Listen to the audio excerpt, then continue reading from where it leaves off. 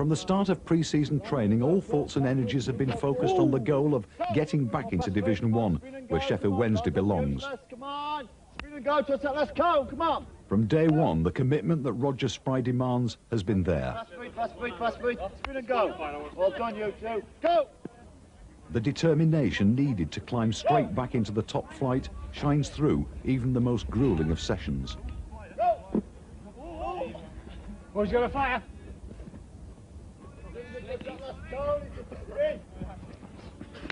Even the bookies, who don't make many mistakes, pick the Owls as their favourites to lift the Second Division Championship. As the man responsible for the players' physical fitness, Roger Spry asks for and is getting wholehearted cooperation from the entire squad. Come on. Yes! Yes! Yes! Yes! Coaching and team tactics are the boss's province, and one of his pleasures. Big Ron, amazingly delicate at times, has a global reputation as a shrewd tactician and motivator of men. It shows, even on the practice park.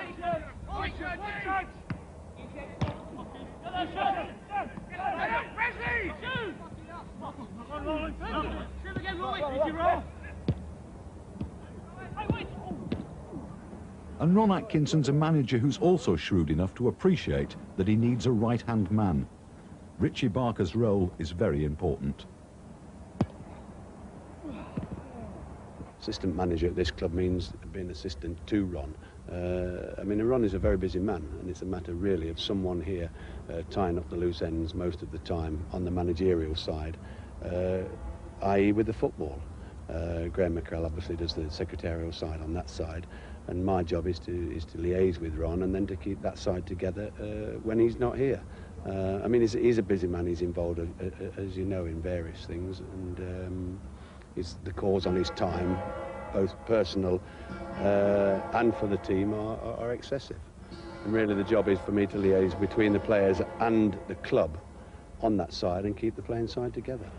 Danny Wilson, a £200,000 signing from Luton, tireless in midfield. Paul Williams from Charlton, £700,000 worth of energy and elegance and striking ability. John Sheridan, so creative and so convinced the Owls could bounce immediately back, re-signed. And so did Roland Nielsen, the Swedish defender who oozes class and determination, much needed as it turned out. And what can you say about Trevor Francis that hasn't been said? One of the greats. Equally inspirational skipper, Nigel Pearson.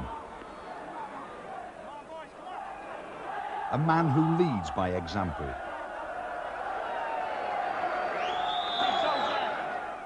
As for the management, well, Ron Atkinson and his assistant Richie Barker have dovetailed their individual talents to forge a formidable and at times an incredibly animated and loud partnership.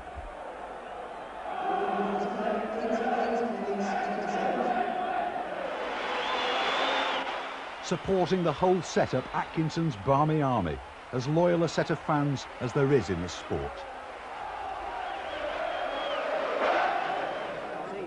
There are very few clubs, if any, that could drop to Division 2 and find that season ticket sales and support increase. Well, I haven't got them with me. Yes. It's that deep-rooted Wednesdayite loyalty that generates the will to win in the players. It motivates the dynamic duo Ron and Richie, and it earns the heartfelt respect of the club chairman. From Wednesday's point of view, we admire the way they've supported this club. We will try and give them that back by putting good football and good management at this club, and hope that we win something this year for them. I like my teams to play the way I like to watch a game played. Now, I don't mean by that becoming amusement arcades. I don't want us to turn into, oh, they're good to play against because they play well and you beat them. Don't want that. I want us to be winners. Sheffield Wednesday are winners, almost by tradition. The trophy cabinets at Hillsborough are a shining testament to that. But it's 60 years since the truly halcyon days, when the Owls were the force in the game. League champions in 1929, They not only retained their title the following season, but reached the FA Cup semi-final for good measure. Today's chairman, though, is looking to the future. We've set ourselves the task of winning the championship and going back into the First Division. The ingredients is right, because we're playing football like we've never played. All the players, we've much more depth to the side now. We've got a greater depth. We've got situations now where everyone on the bench wants to play. For the first time since I've been here, I'm actually spoilt for choice who to pick. The expert whose skills keep the boss spoilt for choice is club physiotherapist Alan Smith. Alan's been with Wednesday since 1983 and is widely recognised as one of the game's top physios. It's a good job he is. Are there special soccer injuries, regular problem areas that he has to treat? Yes, there are a number of common injuries in professional football, as you'll appreciate. The most common to the ankle joint is a sprain of a ligament on the outside here. And that ligament is injured by what is termed an inversion mechanism. That's the foot being twisted into that position there.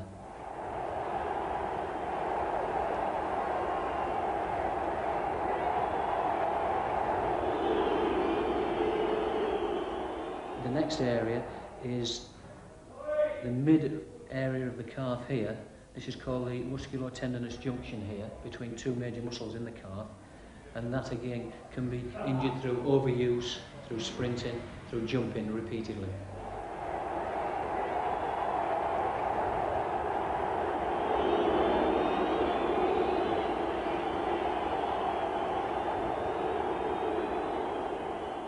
Achilles tendon here is an area that does cause quite considerable problems. It's not that commonly injured, but when it is injured, it does create quite a number of problems. David Hurst has just recovered from an injury to his Achilles tendon, and it's taken a couple of weeks for David to get over this problem.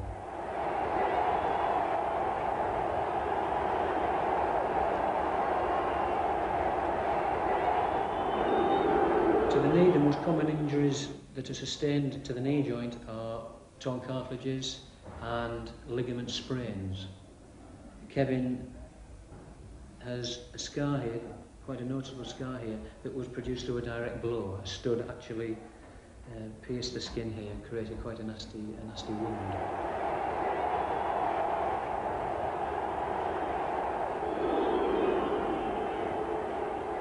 To the thigh, if you take the thigh, Kevin, this muscle in the centre of the thigh here is called the rectus femoris. That muscle is most commonly injured through overuse, through repeatedly kicking, through sprinting repeatedly. The area to the outside of the thigh is more susceptible to direct knocks. And there are plenty of those every match. But the game, like the show, must go on. Football at this level is big business, day in, day out. And like all successful business ventures, progressive investment for the future is essential. Sound finance and on-field success are interwoven. Do the supporters take any interest in the business side of the club's affairs? Do they appreciate where all the gate money goes? I think an element do. I think an element aren't particularly interested. I think an element obviously are there to watch the football and to be excited, and hopefully we give them what they come to watch. But there are obviously a number of people, particularly our shareholders, who are also supporters. They can see that over the last 4 years, the payroll, particularly in relation to the playing side, has gone up by 100%, and that's, if we're going to succeed and compete at the highest level, then we've got to actually pay the players the rate for the job. There's been talk in the past that maybe they've been a little bit backward in terms of the amount of money they would pay in terms of bonuses and wages to players. I think that's been to somewhat resolved. I mean, we look after the players. The players get paid very well here if they produce. I mean, that's the key word, if they produce. There's, you know, they can be as well off here as anywhere in the country. They are producing, so presumably they're earning good money. There's no disputing they earn it. It's a hard life, and it can be a short one. Here are the main men on the Wednesday payroll. Nigel Pearson, club captain for the past 2 seasons.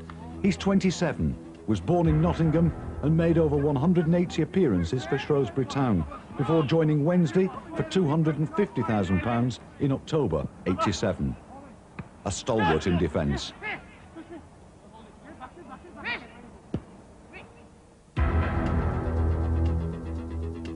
Paul Williams joined the Owls from Charlton at the start of this season for £600,000. He joined them from non-league Woodford Town and was an instant success, leading scorer in consecutive seasons.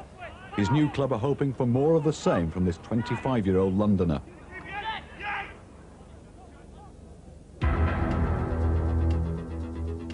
Northern Ireland international Danny Wilson is the other big summer signing. He came from Luton Town for £200,000. An inspirational midfield player, he began his league career in '77 and has made more than 550 league and cup appearances for Bury, Chesterfield, Nottingham Forest, Brighton and Luton. Swedish international defender Roland Nilsson joined Wednesday in December '89 from Gothenburg for £375,000. He was an immediate success with his new teammates and the supporters, a real character who oozes class. Roland's 27 and was a member of Sweden's World Cup side. Carlton Palmer began his career with West Brom. This 25-year-old midfielder joined Wednesday for a club record fee of £750,000 in February '89. He has 4 England under-21 caps and last season played for the England B team.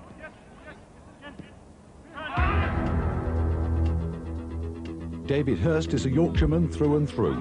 Born in Barnsley, he scored 9 goals in 29 appearances for his hometown club before joining Wednesday for £200,000 in '86.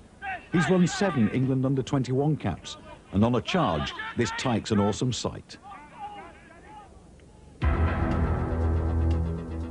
For 20 years, Trevor Francis has been thrilling crowds all over the world. Nottingham Forest and Manchester City both paid £1 million for his services. Wednesday got him on a free transfer in January 1990. Capped 52 times for England, he's without doubt one of the outstanding players of his generation. Defender Steve McCall joined the squad in June '87 after 250 league games for Ipswich Town. A broken leg in only his 5th appearance for Wednesday and serious cartilage injuries have meant a long, hard struggle for fitness, but his patience, courage and dedication means he's back and challenging.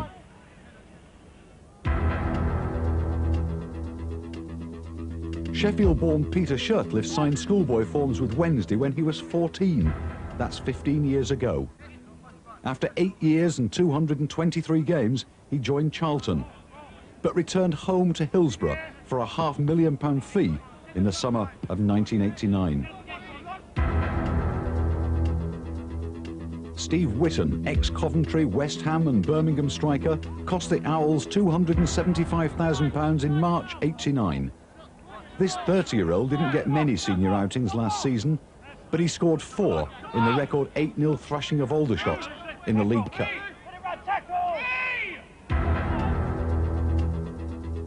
Goalkeeper Chris Turner signed as an apprentice in '75 and made 115 league and cup appearances for Wednesday before he was 21. He was with Sunderland for 6 years before being transferred to Old Trafford.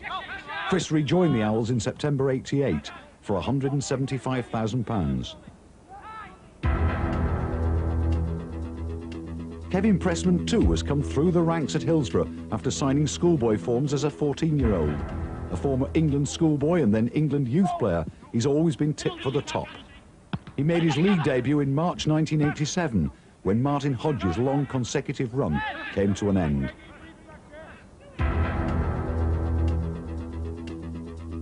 Born in Ballymena, Nigel Worthington joined Wednesday from Notts County in February 1984 for £125,000 and played an important part in the promotion success. He's approaching 250 appearances for the Owls. Defender Phil King began his career at Exeter.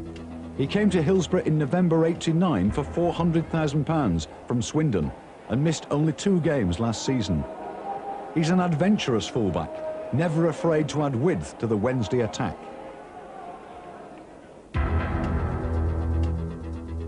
Midfield general John Sheridan made over 250 appearances for Leeds United, 1 for Nottingham Forest, before joining Wednesday for £500,000 in November '89. His form at Hillsborough took him to the World Cup finals as a member of Jack Charlton's squad. Daly and Atkinson is now missing from the lineup. No manager likes to see the back of his sort of talent, so perhaps there really is such a thing as an offer you can't refuse. There was no bigger fan of Daly than myself. I thought Daly was and possibly could still be one of the great players in the world. I think he's got that much potential. And the Spanish team, they kept making inquiries. They started at £1 million and so forth, and I kept refusing and refusing. Until the end, it went up to £1.75 million, which is big money. Now, the only proviso I made on that was I would do that deal if I could get my replacements in. Now, the people we had earmarked, we were fortunate enough to get. Sometimes you have a short list of players, and you don't always get the one you want, and you have to go make contingency plans and go for, say, second or third choice. In our case, Paul Williams genuinely topped the list of strikers. Young, the type of striker I like to sign, young, he's got a goals record, scored goals in the First Division, and ambitious. So consequently, we were fortunate enough to get him. We felt we needed a right-sided player for some time now. Basically, ever since we failed to get Strachan when he went to Leeds. So Danny Wilson, Richie knew in particular, and Richie had been on about him all summer. He said, you know, if we get Danny Wilson in our side, we will have a hell of a strength in midfield. And we were fortunate because Luton apparently had some financial problems. We were fortunate enough to maybe nick him. I mean, a lot of people think it's a very cheap price. It is, I might point out, the most I've ever paid for a 30-year-old. I've never paid that sort of price before, but all in all, we'd outlaid something like £800,000 and got £1.75 million in. And whilst we hadn't got anyone quite as exciting as Daly, we had, in my opinion, got a stronger all-round squad, which is, you know, at the end of the day, is what we're after. In football, I think you've always got goals, you've got long-term goals, you've got short-term, and the short-term is always the next match. The medium term is probably 10 games away, and the long term in football invariably is next season. And so we're always looking. Short term is the next game, and the long term is building for the future, but not too distant future, because many people are built for the future and have never seen that. No, we're looking short term future, and we would hope that we have a good season this year, and hopefully we're in the First Division next year and competing for all the major trophies with the big clubs. A bunch of players, probably as good as any that I've ever worked with, in terms of attitude. Their attitude invariably is first class. I mean, you know, very, very few days do you think, well, I don't want to train with them today because they won't be at it or they won't be motivated, and at the moment it's a pleasure and a privilege to work with them. What about the men in the famous blue and white stripes week in, week out, the players themselves? What are their thoughts and their hopes? I think we've performed very well, especially away from home, where we get time and space a little bit more than we do at home, because teams tend to get everybody behind the ball. Make it frustrating for us, but we keep plugging away. We've had the results that count, really. We've been playing well at home, but not picking up 3 points, which is a bit disappointing, seeing the number of supporters that have turned out to see us play. I think the West Ham game, the first half of the West Ham game, was sort of the best we've performed this season. It was just a joy to play in. But we're playing well, and it's a good start to the season. When Ron signed me from Forest, he gave me the chance of playing first team football. So really, it was all down to him and me staying. So, but I was very happy at the club. I mean, big disappointment getting relegated, but I was still happy at the club, and hopefully we can get back in the First Division at first attempt. I think it's absolutely superb football. You know, it's very enjoyable to play in the side at the moment. Everybody's full of confidence. You know, so it's. I think the fans are enjoying it as well. You know, they appreciate. Although we may not be scoring and winning every week, although we have had a good start, but we have had a few draws. But from the entertaining side of it, you know, the crowd are absolutely loving it. Yeah, so it's, from our point of view, we can't ask any more, really. think everyone here wants to play in the First Division. You know, we've got a First Division squad here, and the First Division is the place to be. You know, when someone like myself has played in the First Division, you know, virtually all its career, you want to get back as soon as possible. The support's been absolutely fantastic, and you know, to get 30,000 against Newcastle and 28,000 against West Ham, it's a marvellous achievement because, if you remember, you know, I have played for big clubs, but my last club was Queen's Park Rangers, and when we used to get 10,000, we used to consider that was a good gate. I've got to do the proper thing on the pitch and get on with the business of playing football. That's what it's all about. And hopefully, as I say, get back in the First Division where we belong. The supporters here are second to none. The support for them was tremendous, and they're proven to be that way this year again. And that is, at the end of the day, a tremendous help to the players to give them that lift. Playing for Sheffield Wednesday and scoring in front of 70 fans is probably every striker's dream, really. When you see the ball hit the back of the net and everyone's happy and rejoicing for you, then it's a good feeling. I strongly believe that Sheffield Wednesday have a great chance of promotion. I think they're probably the best side in Division 2. That was one of the reasons why I came to the club, and I've got no reason to doubt why we shouldn't go up to Division 1 next season. They're doing well. I mean, as a unit, Danny Wilson's coming, which has made us more compact, and Nigel Worthington's on the left, and we're working well up and down together, and we're trying to create space for John Sheridan on the ball, and it seems to be working at the moment. This season we're doing exceptionally well. Things are going right for us, say, which last season didn't happen. The lads have got a lot of confidence. The ball, you know, we're knocking the ball around very well. And I think, you know, we're doing excellent.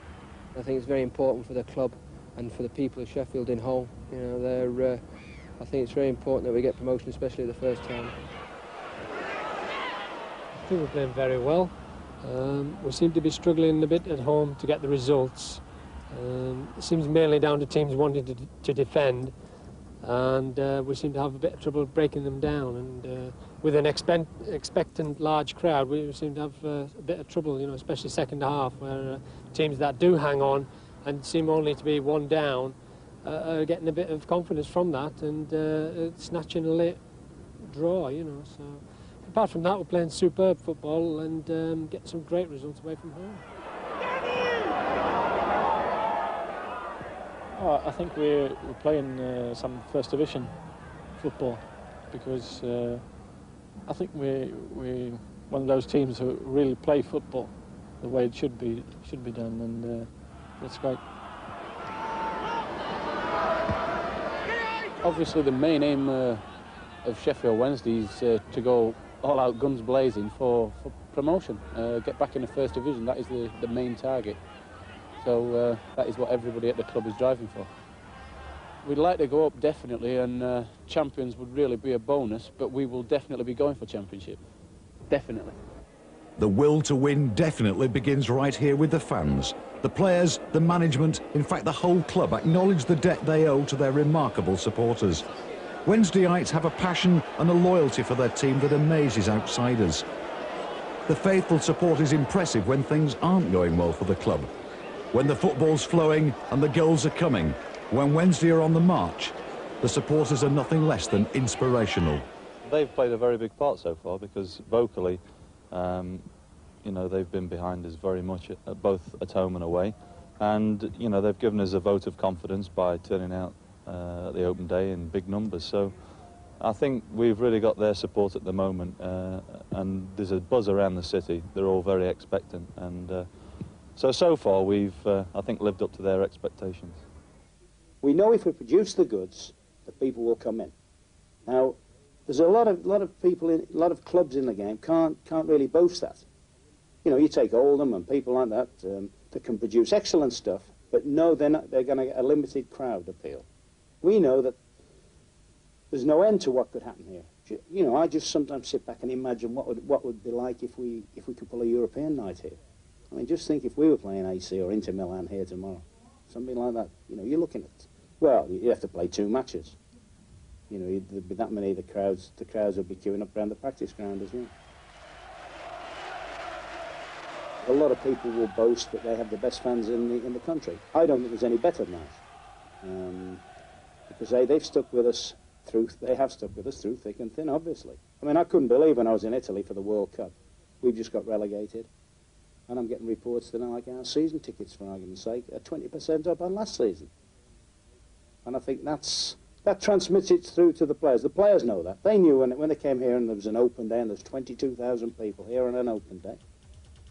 You know, they know that the people of Sheffield, or more than half the people of Sheffield, are willing them on. Or if we manage to get back up this season, I don't want to go back down again. You know, it's the worst experience I've ever had in the game. And I think, and I hope, that comes through to some of the players, particularly, shall we say, the younger ones that are making their career.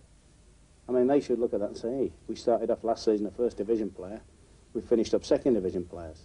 You know, and the place to be in is the First Division. I mean, one or two other people say that relegation was a blessing in disguise. I don't see it that way at all.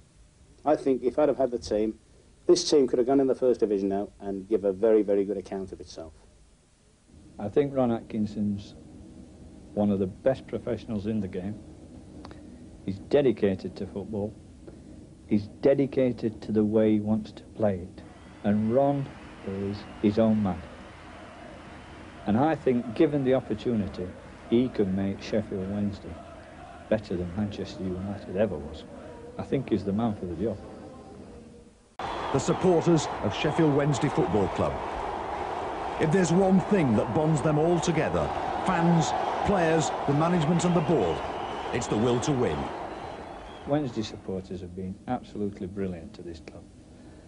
I think they must be the best in the land. Not for just the support, for the way they've treated the club, for their intelligence. I mean, we took the fences down and not one of them has been on the pitch. Not one single person. They come here.